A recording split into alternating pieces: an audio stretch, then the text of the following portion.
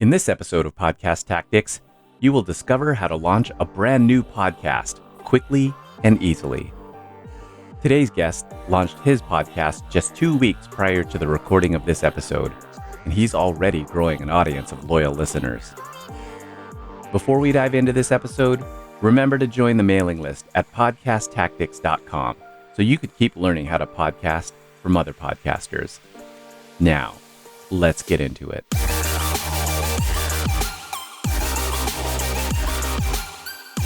Joining me right now is master hypnotist and magician Michael Mezmer from Rancho Cucamonga. Michael, thank you so much for coming on the show. Oh, it's all my pleasure. Thank you so much for having me as a guest today. I'm really excited to be here. I'm excited to have you on. Let's dive right in. Let's talk about you. Let's talk about your podcast. Let's start with that. What's the name of your podcast and what's it all about? It's called The Michael Mezmer Show. And I always loved Paul Harvey when he used to do his old radio show. That was just sort of a brief 10-minute kind of thing that you could tune into every day, have a little break from the news of the day and more into interesting subject matter. So I developed the show to be that way. So it's always about 10 to 15 minutes long. And we deal with the incredible, amazing, and sometimes unbelievable, is what I always say. Somehow it always comes together in one way or another. But I like subject matter that takes away from politics and religion. We don't do any of those subjects. It's just so people can take a break on Monday afternoons and have a little fun with Michael Mezmer. That's awesome. That is my style of show. I love the paranormal. We'll get into that a little bit. Your subject matter is right down my alley. I'm a fan already. Let's talk a little bit about your background. Master hypnotist, magician. Yeah, I have toured to 25 countries around the world performing my danger magic, where I swallow razor blades and put my hand in a wolf trap. I break an arrow with my neck.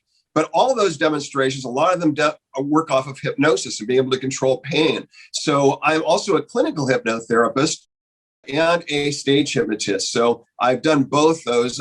I'm a clinical hypnotherapist. It took 500 hours of training initially from the Hypnotism Training Institute in Glendale, California, under the legendary Gil Boyne, who has since passed away. But he had hypnotized Sylvester Stallone to be able to finish the script for Rocky, because he had a writer's block at one point. He also worked with Dolly Parton and a lot of other stars. But he taught me hypnotherapy. And as I say, I took 500 hours of training and internship. And I currently am the hypnotherapy consultant to the Unger Medical Group in Rancho Cucamonga, California. But I also tour doing stage hypnosis shows and having fun that way, and uplifting people through that show as well and making it a positive experience. So I do all those things. And I'm a ghost hunter, which is a lot of fun. And I write also for Scary Monsters magazine. I'm a nationally published author many times over with Scary Monsters magazine, the last great monster magazine. That's awesome. When did you start your podcast? Just recently, about a month ago, I was seeing how there was this opportunity. I looked into the podcast world and saw that there was a lot of wonderful people involved in it. And I just thought, I've been a guest this month alone. I think I've guested on 18 or 20 podcasts, and I've really enjoyed it. And so I thought, it'd be fun to do my own also, both as an advertising tool, but also just because I have toured the world. I've had so many incredible experiences, both supernatural and natural. And so, I've got a lot to say. People have always said to me, you should write a book. Well, you know what? I do love writing, as I mentioned, but I think eventually I'll take all these podcasts and they will become the book, That's a great idea. That is really good. Let's talk a little bit about challenges that you've encountered creating your podcast.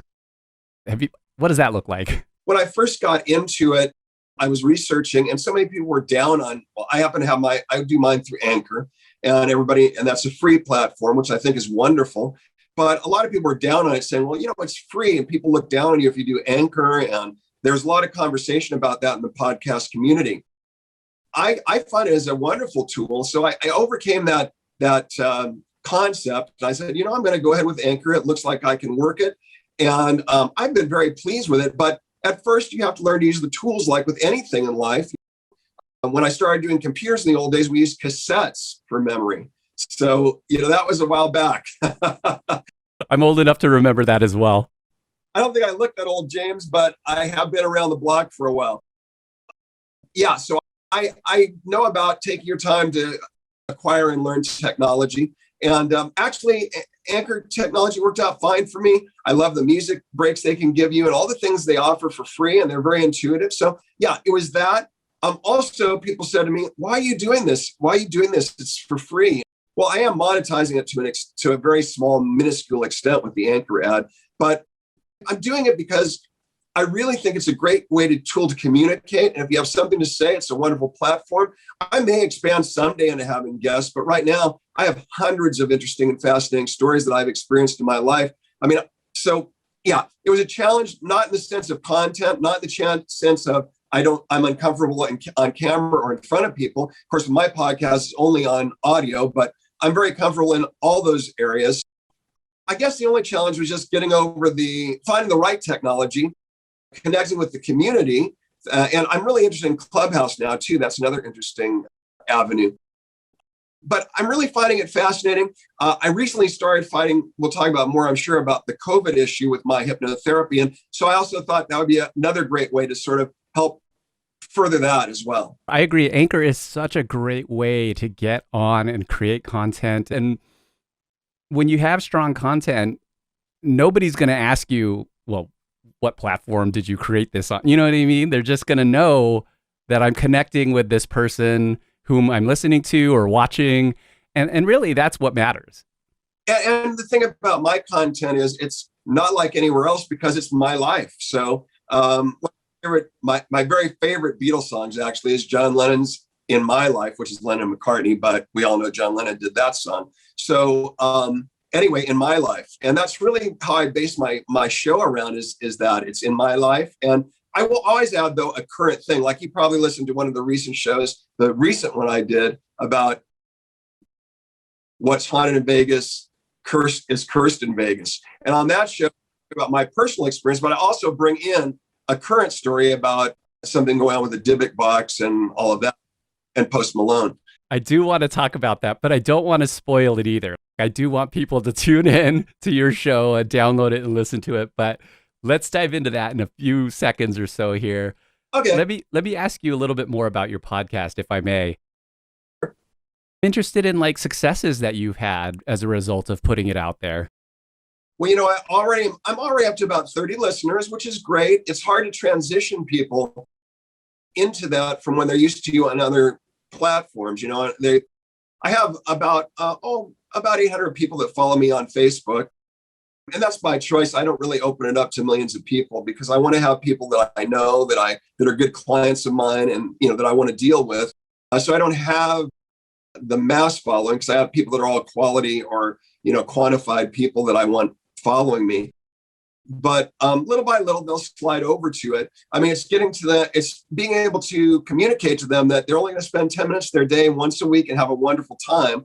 And as they do, it's growing. I started with 8 people listening the first week. I'm up to 30 now. So it's coming along, and I'm really excited about that. Yeah, that's fantastic. That's growth. I know that you're new on the scene, so to speak. So am I.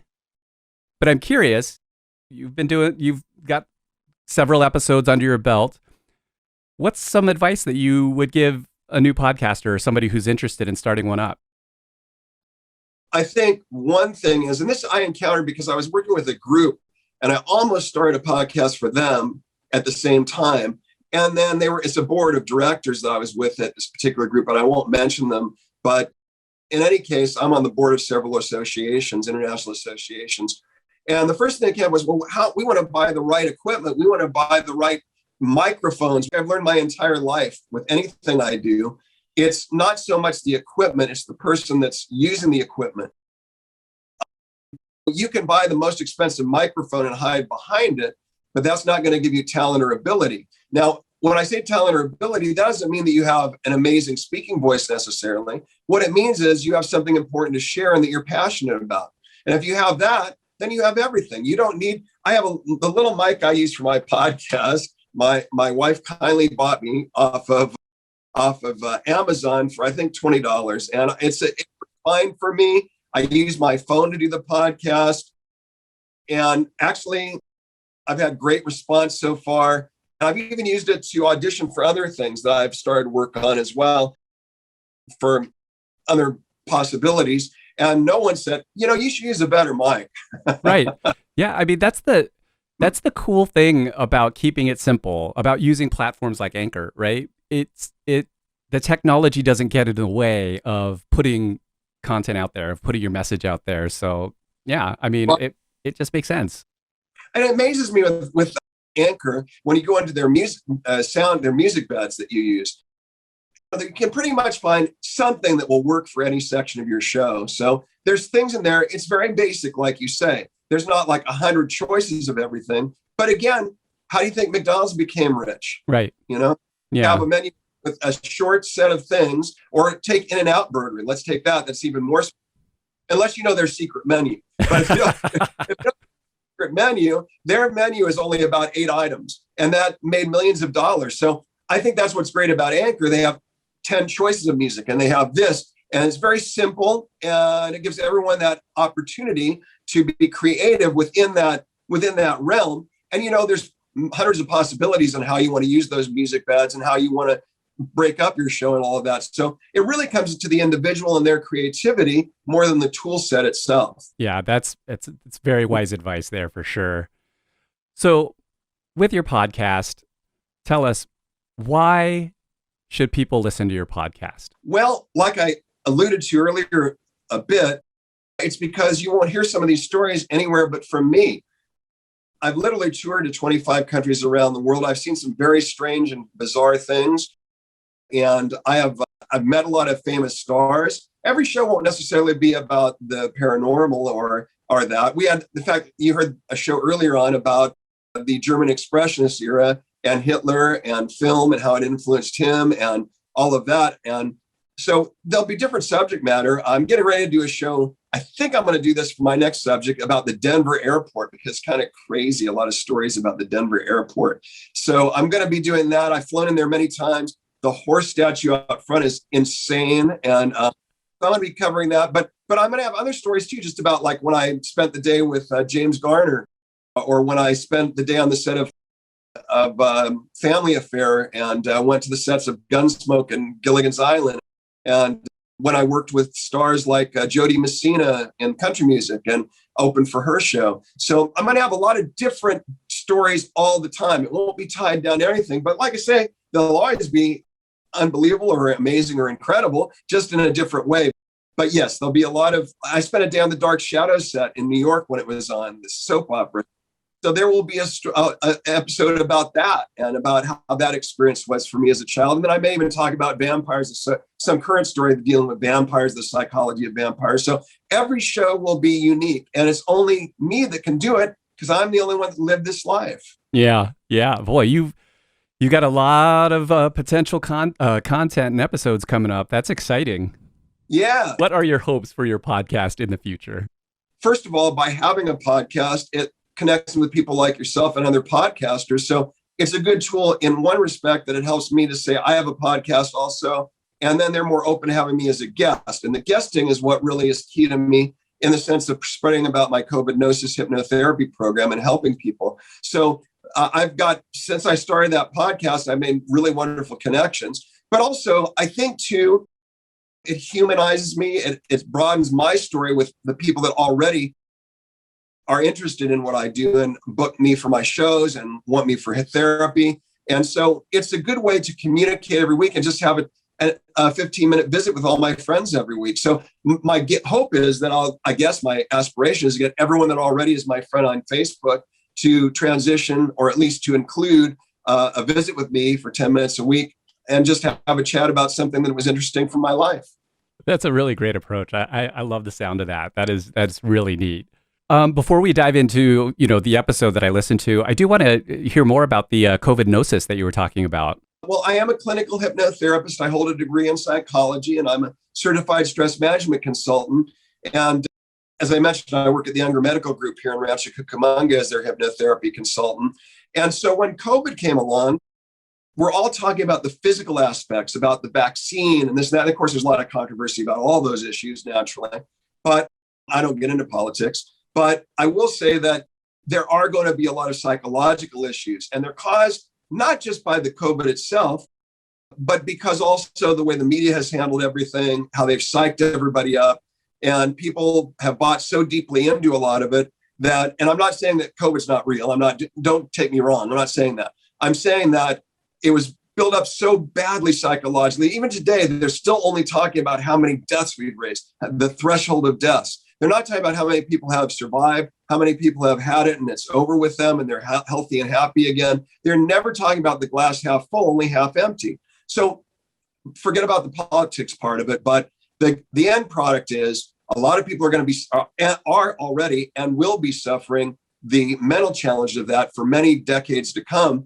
And so because I'm a hypnotherapist, I'm positioned perfectly to help people with the key issues, which are stress and anxiety, sleep issues, and then confidence issues, because we've been out of touch with people so much and our emotions have been shut off from others so much. There's so much involved here that to get back into society, to be productive where you were a year and a half ago all over again, is not going to be simple. There's going to be things that will need to be dealt with. So hypnotherapy is great for that. And I'll tell you why it's great for that, James, because it's not like psychoanalyzing someone or any of that. It doesn't take years. I can work with those subjects I discussed with you in 4 Zoom meetings. So I do 4 Zoom meetings. The first one is just me visiting with, like we're talking right now, so I get to know you.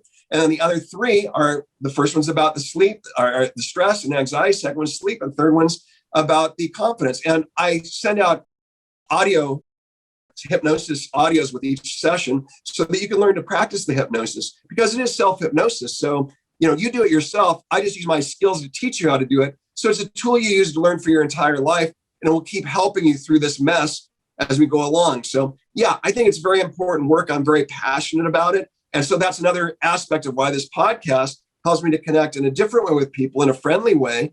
And it's what I call the art of selling without selling, because it's not a hard sell. It's selling without selling. You don't have to sell anything if people are fascinated by you and your personality. The other end of it will come along. So yeah, that's why I'm really passionate about it. And that's why the podcast is really an essential part, a prong of making that successful. Yeah, that's great. Thanks for sharing that too. It's definitely needed. Let's talk about an episode. I did I did listen to What's Haunted in Vegas, Curses in Vegas.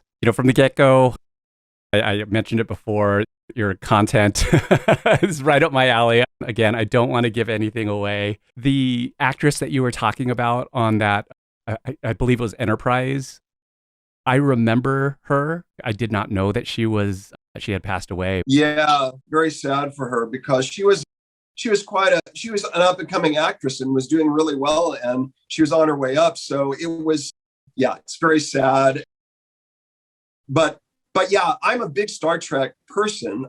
And actually I've worked about a year ago, I worked with both Jonathan Frakes and his wife, Jeannie Francis, autograph event. And I worked with them as their person that kind of took care of them for the day and took care of their money and all of that. And it was really fun working with Jonathan, because, he's so current as the director of Discovery, and also the Orville. He's directed a lot of that.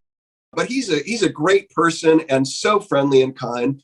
And my daughter was working with Gates, Dr. Crusher that day too. So we spent the whole day with them and Bill Shatner. Shatner was eating pizza next to me, and and he was talking about Vikings. Bill Shatner's really into Vikings right at that point. He was interested in the history of Vikings, how the Vikings became to be, and he's an interesting guy. But yeah, we had a great time that day. But also, I will tell you that Gates' favorite episode of Next Gen which is Star Trek: The Next Generation, for those who don't watch Star Trek, is one called Sub Rosa, which was the best ghost episode ever of Next Generation. So when I did a thing for Scary Monsters where I wrote a story for Halloween all about many of my ghost adventures. So I included that along with the story that I told on the podcast about Miss Waymire and meeting her, and then that situation. So it all ties together. But yeah, that was an interesting thing. I mean,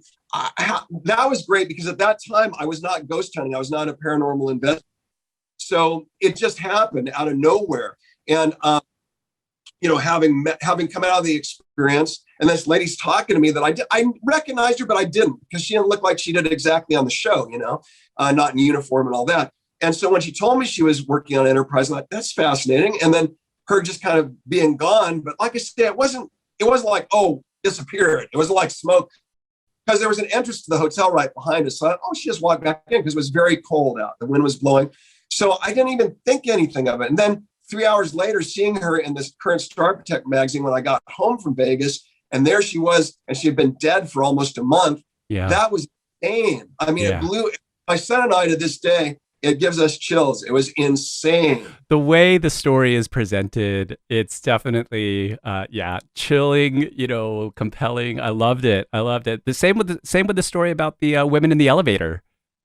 Yeah, that was crazy too. I mean, they were definitely full body. I think that in fact is the only time that I personally, then and with Miss Waymire, that's the only time I ever saw full body spectral image, specters. And I've been chasing that ever since. But it's funny, when you chase it, it's very hard to find that. But when it just happens, it's natural. I haven't told this story yet, but the reason I got into a lot of this was because when my grandpa, who was a coal miner in West Virginia, and so he had supernatural experiences, and I think that's been passed down to me. One time he was in the mine. I don't think I told this story yet on my podcast, but he was in the mine, and you work for the company. So you live in the company, built places, you paid the company store for your food. It's just like that Tennessee Ernie song, 16 Tons, if you ever remember. You might not remember it, but in any case, that was his life. So he was in the mine one day mining, and they had mules and a canary with them, because that was their technology then, to know if they were safe. So anyway, an angel, he said it was an angel, appeared to him in the mine and told him he needed to leave immediately. And of course, you just didn't do that. Unless you were really sick, you didn't do that, because your family depended on those few dollars that you would receive to give back to the company store every month. So he left. He trusted the angel. He left. There was an explosion in the mine, and everybody died except for him. And he came back. He came back that afternoon. All of his fellow miners were laying along the ground, and all the family members were picking them up to take them home, dead. And so he was the only one that survived that, because that angel appeared to him. So I think some of that energy has sort of flowed to me. And I think the reason most people never connect that way is they don't open themselves up to the possibilities. That's not saying you believe in anything. It's not like religion or something, but it's just being open to other possibilities. And if you are, life is pretty interesting. I agree. Absolutely. I think people have a tendency to go through an experience like that, or of some type like that, and then they dismiss it. The rational mind kind of, they try to reason it out, and that wins, right?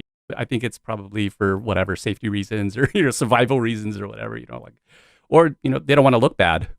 I think also that everybody, especially the media, it develops a lot of skeptics and skepticism and negativity. Even the cartoons on TV. I mean, I don't want to. When I was young, we had fun cartoons, and things could happen. The Roadrunner somebody could run off a cliff and they'd float there, and they could run back. Yeah. The cliff. There were things that kind of inspired you. Now you have things like The Simpsons, where they're just telling how adult parents are idiots and things like that. You don't have things that open people's imaginations. We have the video games, but in a large extent, those video games now, they steal all the imagination, because everything's there for you. You no longer have to exercise that part of your mind that imagines. So if you don't have that imagination factor, and you have that skepticism combined with it, I think we're not experiencing what is out there and what's really amazing in life. So speaking of possibilities and the paranormal, you visited Zach Baggins's haunted museum. I'm just gonna say I'm a Ghost Adventures fan. That story about the Dybbuk box, yeah, good. Tune in for that one. That's interesting. And again, it could be a combination of a lot of things. You could have, what happened to Post Malone, maybe absorbing some of that energy. It could have affected him psychologically, and some of his, curse. The curse part of it could be part of that. But when tires blow on an aircraft, and when people break into your house, that's not caused by you. And when that all happens within such a short period of time, after being exposed to such what is considered a very haunted item, and in that museum, let's face it, it may not have been the Dybbuk box, it could have been just any exposure, because they've got insane stuff in there. The guy that they based Silence of the Lambs off of, and Hannibal Lecter, they have his boiling pot where he actually boiled people and took their skin off. And it's insane stuff. He's got haunted dolls galore, some of the main ones that you've heard about. He's got just all of those things in there, and the Michael Jackson chair from the deathbed, and Liberace's piano, and a lot of really odd things.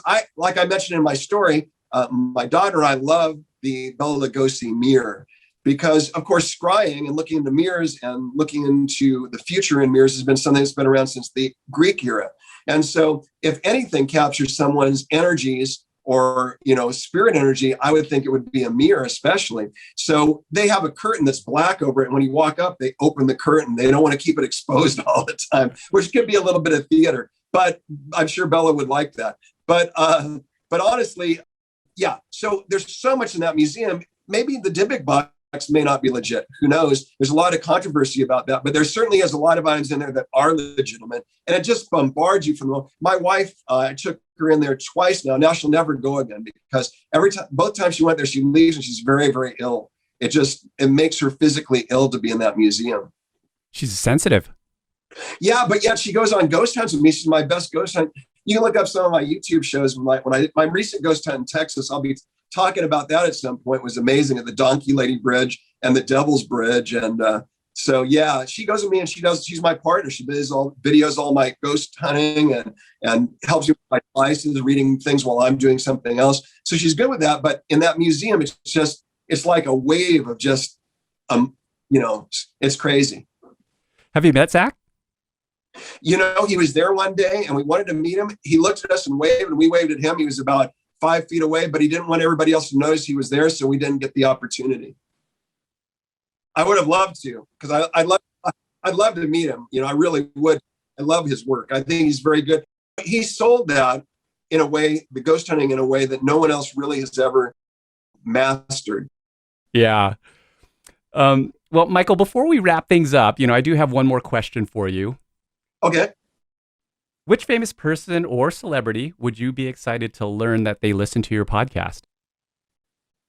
Well, I've met so many great ones, and I don't want to say this in a negative way. I don't believe it's negative. It's just, there's not a lot of great stars left, or great people like that. When you've been around, I've had Michael Jackson in my audience, Cary Grant, Princess Grace from Monaco.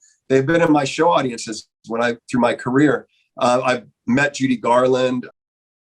I've so many people in my life. So the people now, they're wonderful, but they're not quite the same caliber. But I guess someone who I really would have loved to have been in my audience would have been Elvis, but he's gone. But maybe his spirit can be listening to my show sometime. But I suppose I'd have to give a couple answers. Probably Paul McCartney would be one. Love Paul McCartney. I actually met John Lennon, by the way. And that'll be on a future podcast, that story. Yep, back in the 70s. It's a crazy story. I skipped school and ran down to LA at 100 miles an hour one morning when he was on the radio. But anyway, I'll tell that story sometime on my podcast. But I guess Paul McCartney would be one. Chris Angel would be one. I really think Chris Angel is an amazing magician. But really, Paul McCartney. And who else do I really look up to? I love Lady Gaga too, but I think Paul McCartney, that would be the one that I would really be thrilled if Paul listened to my podcast and contacted me and said, "Hey, mate, I really loved what you did. It was gear, So that would be really cool. Michael, tell us where people can find out more about you and your podcast.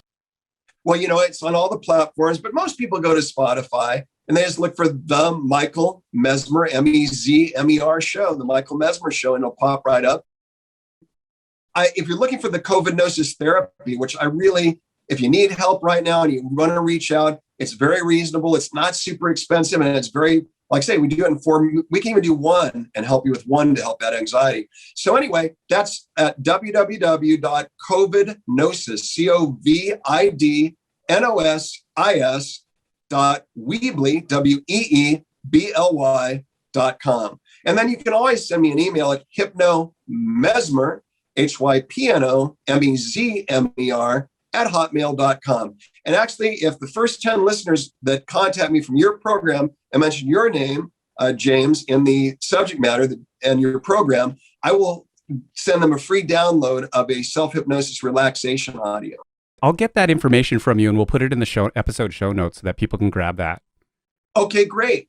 Michael, I'd love to keep in touch if that's all right with you and catch up with you down the road. Yeah, down the road, let's do another show together. We can talk about some more of my crazy life adventures, and I'd love to be on your show again. And, it's been great talking with you as equally, because you're a great interviewer. What makes a great interviewer is what made Johnny Carson so great, and that is a great listener. And if you're not a great listener, you'll never be a great interviewer. And as we talked briefly before the show, there are those that are doing podcasts, not a lot, but there are a few out there that are more about wanting to tell their story than to share the story of their guests. And you do it beautifully. And you really did your research. You listen to my programs. You're awesome. And I know you're going to have great success in the future. Michael, thank you so much for that. That's very nice of you to say. The name of the podcast is The Michael Mezmer Show.